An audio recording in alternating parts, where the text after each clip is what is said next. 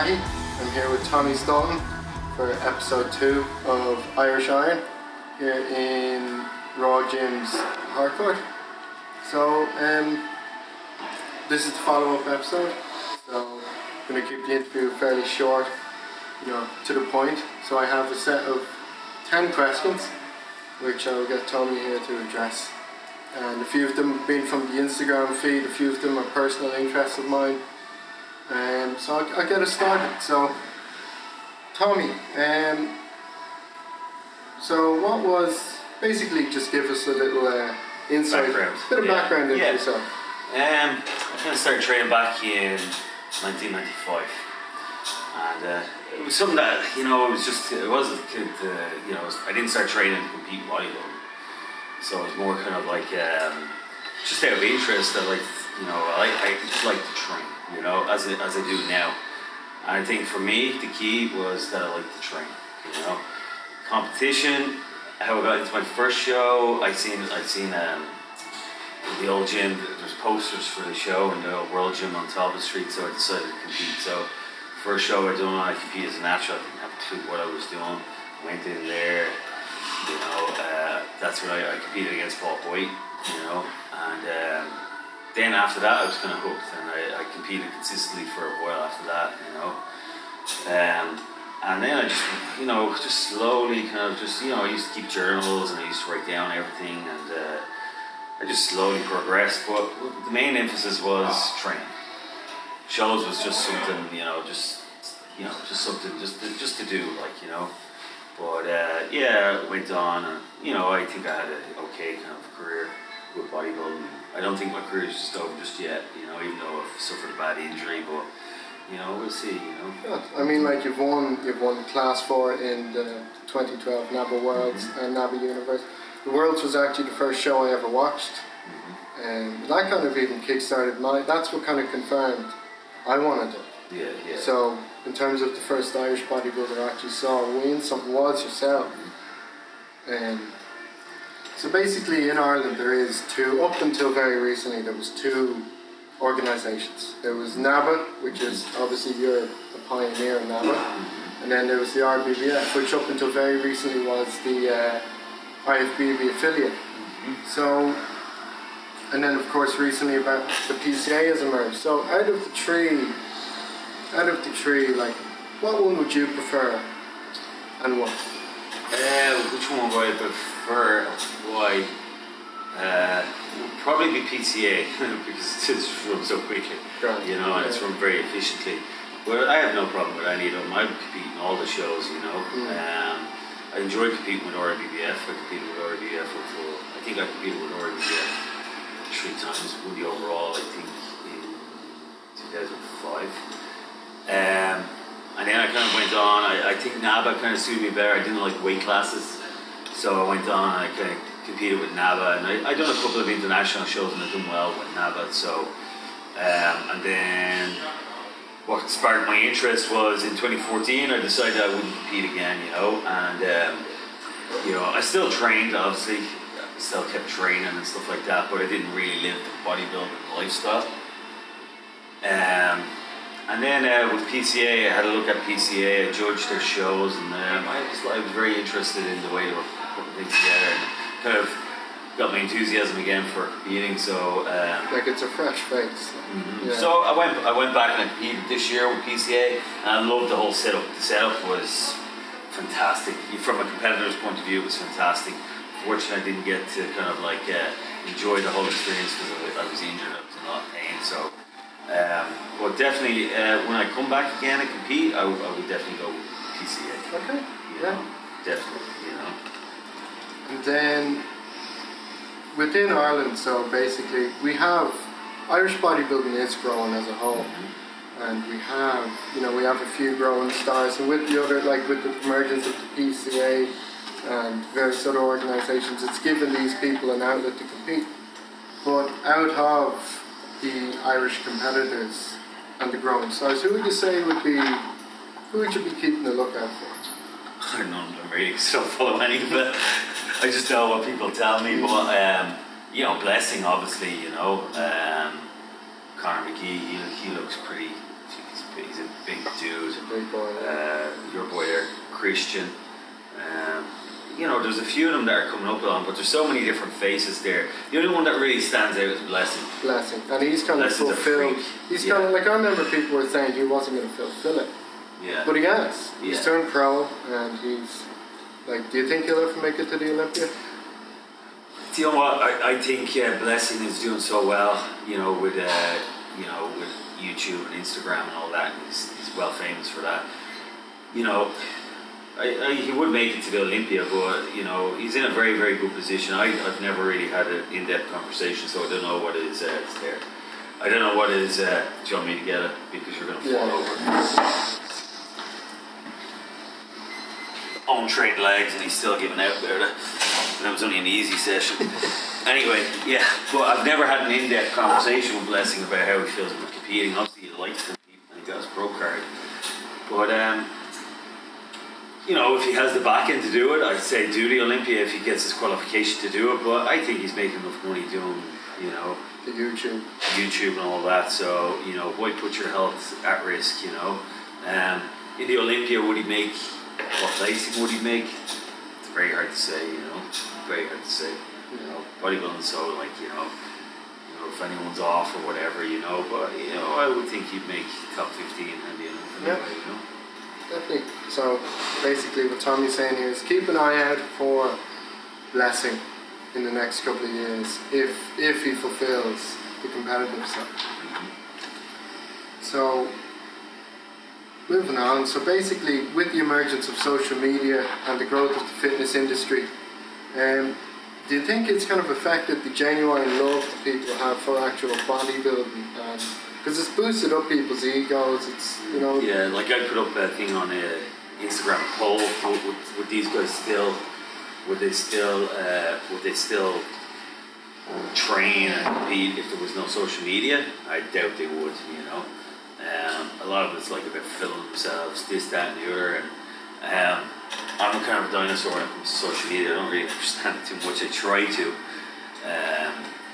Because people find it very hard to get in touch with me and stuff like that, so I kind of use the social media for that, like, you know. So yeah, it's a strange one, social media, you know, because a lot of people are still there, you know. It's giving people exposure, but at the same time, it's giving people who maybe don't deserve the exposure. Well, not even deserve, they haven't earned it, in a sense. Yeah, it's kind of entertaining for me. I can look back on some of the stuff and you'd be. You know, guys are putting up videos of this, that, and the other, and you know, unless somebody's really achieved something, like, you know, I will watch it. You can learn from that, you know. But there's a lot of guys up there putting out information, and you know, they don't have anything to back it up with. You know, there's a lot of theories out there, and there's nobody really doing that with it practically. Like, you know, that's it. You know, theory, practice, totally different. You know, that's it. You know, so that's my rant over on social media. even in, like, you know, even at the emergence of along with the emergence of social media, there's been a changing attitude towards, you know, anabolics, you know, supplementation with the younger people than, you know, as opposed to like 15 years ago. Why do you think that is? Why do you think there's been more focus? Well, first of all, most of the guys don't have the passion for training. Right. So, as I said earlier, when I started training, I just loved to train. I wasn't doing it to impress anybody. Well, I was really girls to get girls. That's what I started training for, really. And then I realised, right, this is pretty good, and you're growing and stuff like that, you know. But the guys now, it's just like, you know, like I work in the supplement shop, and in here, you witnessed it yourself. Yeah. You know, guys that come up and like they don't have any physiques whatsoever, nothing. And you can't tell them they don't have any genetics, but all they want is my first course. What should I take on my first course? They don't even know the principles of diet, training. They're not even strong, and they have no attributes genetically. You know, so why would you take chemicals if you didn't have all this? But it's passion. None of these people really, really enjoy training. They come here, you see guys coming in and they you know, tell everyone where they are and stuff like that. And then they do a half-assed workout, and then they tell them how much they smashed it, and then they go home. And they're just average physiques, you know. That's why I kind of look at social media. There's guys putting pictures of themselves up, and it's like, you know, you just look at, you're just like, you don't have any development. Why are you putting pictures up? There's nothing there that would be impressive, you know. And then you get people obviously stroking their egos by telling them how great they look and stuff like that, you know. When in reality they just look like an ordinary person, you know. You could throw a brick down the street and get a person in the same shape. I know it's slagging them, but it's true. That's the honesty. Yeah. Like there's guys coming and telling me like how shredded they are, and you know they're not shredded. I see junkies on the boardwalk in better condition than them, so it's, you know. So in Ireland, why do you think people can't take criticism? It's a superficially based sport which is based on criticism. Yeah. But they can't take it themselves. They can't take it because everyone's blowing them up, okay? So you're getting guys that aren't really in shape. You've seen it all at the shows.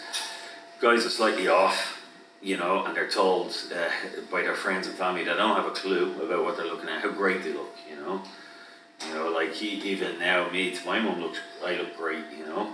But like, you know, on a competition stage, it's a whole different ball game. So a guy gets a slight hint of abs and a little bit of separation, and he shows his love for the ones and friends that don't have a clue, and they're going to tell him, "Oh, you're going to win that show." And even when it's plain as day that they haven't won it, there was an incident last year where I got like crazy abuse on social media of a guy who was like, you know, he competed against the guy blew him out of the water, and he was saying, well, this guy and that guy, and he was putting up these pictures, and I went on his Facebook and everyone was telling him how great he looked. But when you go into these people's profiles, they don't train, you know, they don't have a clue, and we're giving them honest feedback, you know. And it's they're kind of deluded for the most part. But like, I mean, when I get ready for contests, nobody sees me. The only person that sees me is my wife. As I get closer to this show, I would maybe have Stephen O'Shaughnessy or somebody have a look at me, and they will tell me whether I'm in shape or not, you know. And I take that criticism, you know. Years ago in the old powerhouse gym, every Friday we used to strip off and we used to have a look. There was a guy there, Nick, and a few of the guys would look at you. If you weren't in shape, they'd tell you. And it does hurt when somebody tells you you're not in shape, but you go off and you break your ass to get into shape. That's it. And by the time you get to the show, you're peeled. Years ago, back 2004, 2005, 2006, everybody went into those shows with peeled. So do you think that, you know, people are coming in less? The standard has dropped to an extent. People are lazy and people do not want to suffer. You know, I mean, there's been, you'd be walking around and your legs are so heavy, you don't want to move out of anybody's way when you're walking in the street. You know, you actually kind of get out on the side of the bed and you kind of go, oh man, how the fuck am I going to get out and do cardio? You know, but you just muster it up. You're basically living on reserves, you know. I mean, a show I came in really peeled for was RIBBF actually in 2005. And I was like, you know, my skin was like that, you know. I was totally peeled. I was on like 50 grams of carbs for the best part of like probably 7-8 weeks, and all I was eating was like fish and turkey. A little bit of oatmeal in the morning, perk me up after my cardio, and then I go and train. And I used to train twice a day, do cardio twice a day. You say that to anybody now, and they go, "Oh, well, you'll overtrain, and you need this, and you need that, and you're going to lose muscle." You know, and a lot of guys are afraid, you know. But when you're using anabolics and you have a good degree of muscle mass built up, no problem. You don't lose muscle. You know, it's very hard to lose muscle. You have to suffer. Like when you're on the anabolics, you can suffer that a little bit more without that. Yeah. Like, but people are afraid to do that. Yeah. Nobody wants to do that. You know, like I mean, you give a guy like low carbs, you know, to no carbs, and after 3 or 4 days, they're going to be texting you saying like, "Oh man, I think I need like more carbs and feel like death and stuff." And I kind of go, "That's good. That's a good thing. You know, you feel like death, good. Keep going." You know. That's it. So along with that, would you say there's a tie between mental health and bodybuilding? Yeah, we're all a bit nuts, you know, but I mean, if you're doing bodybuilding and you do suffer a medical condition that's been diagnosed, is bodybuilding a good thing? I don't know, you know.